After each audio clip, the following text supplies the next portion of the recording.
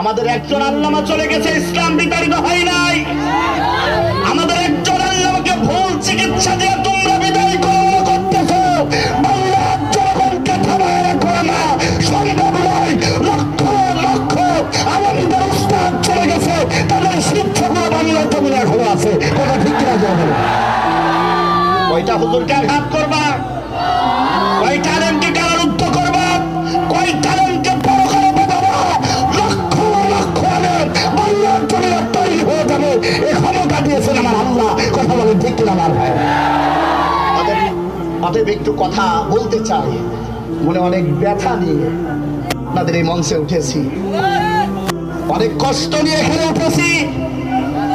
আমার মুফতি আমির হামজাবার কলিজার ভাই সারাটা দিন যে গরম পড়তেছে, খুব কষ্ট নিয়ে আপনাদের এলাকাতে আসছিল, কিন্তু এখন এসে শুনতেছে হয়তো বা উঠতে দেবে